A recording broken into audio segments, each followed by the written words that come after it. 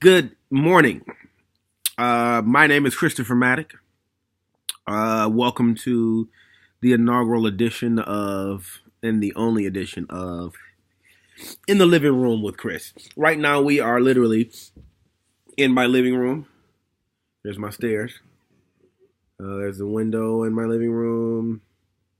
Some other stuff in here. A couch. Some clothes over there. An ink pen. That's kind of all you need to see. All right. So, allow me to introduce myself. I was going to say reintroduce, but you've only never met me before, so this is an introduction. My name is Chris. I am 36 years old. The first time I shot this video, I couldn't remember if I was 35 or 36. I am 36. And I'll be 37.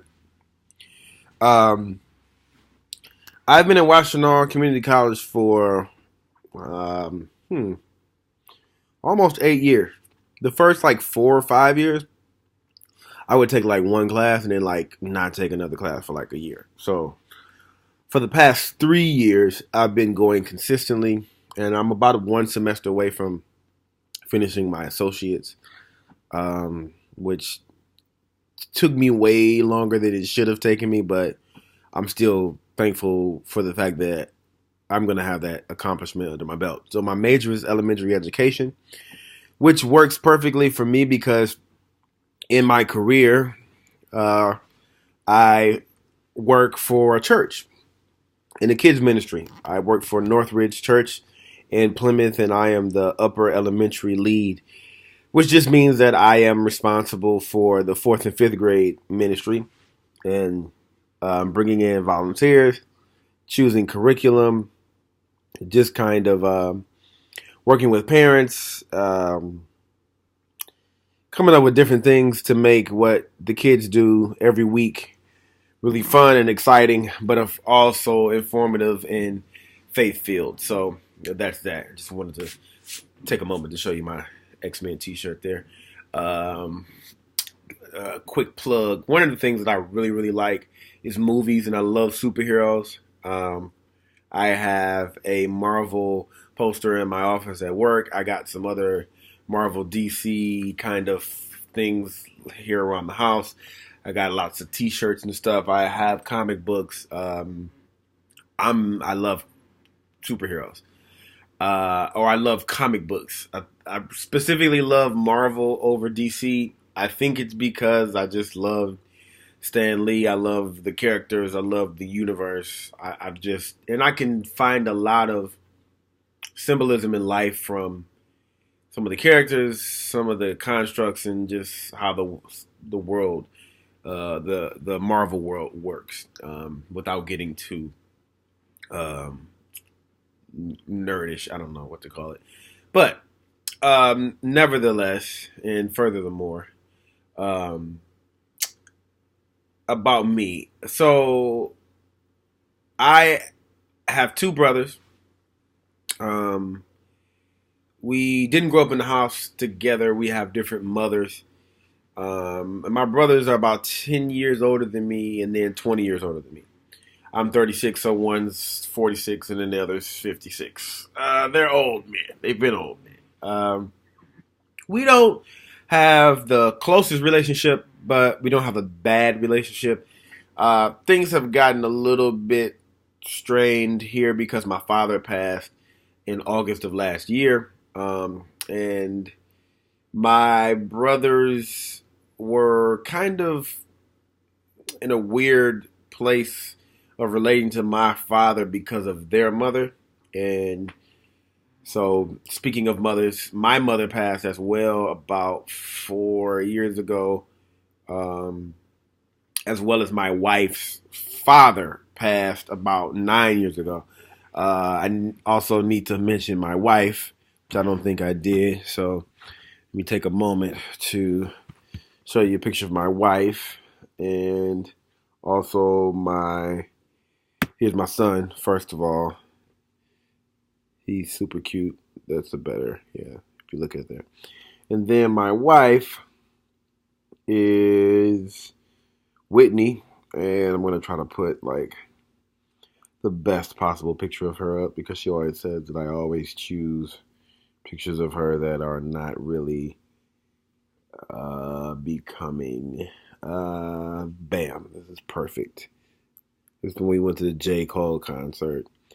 We like music a lot. I don't know if I mentioned that, but we went to J. Cole last year. It was super cool.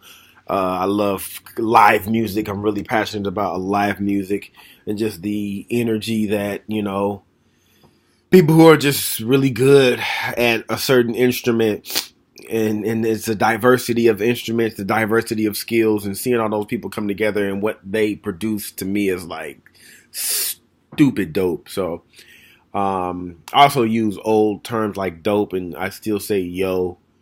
Yeah, because I'm old at this point. I guess after a certain age, you just don't care about using current lingo, and I don't really care anymore. So that's where we are. So I think I mentioned I work at a church, so I am a Christian. In today's climate, there's a lot could be said about that, but I am a Christian. I believe that I am a black man, and being a black man makes me different than some people. But God created us all with differences, and none of us have a closer claim on Christ than the other. We're all just adopted siblings. Let me grab my charger.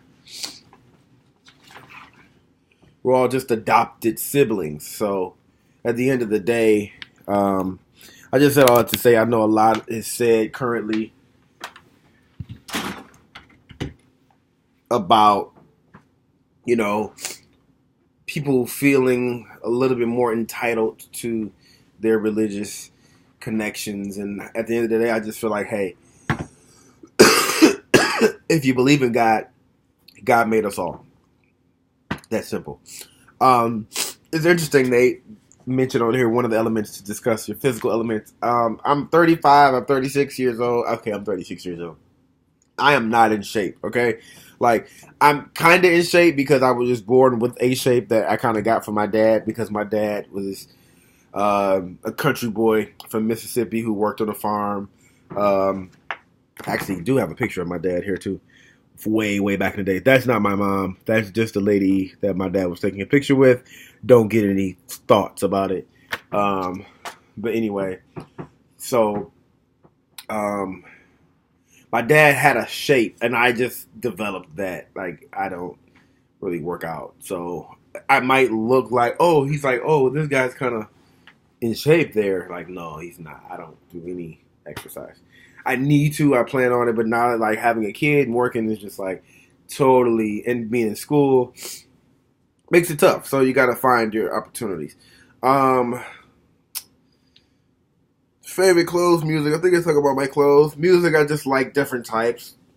Gospel. I love anything with heavy guitar. Like I said, I like live music. We talked about music. Experiences that define or describe you.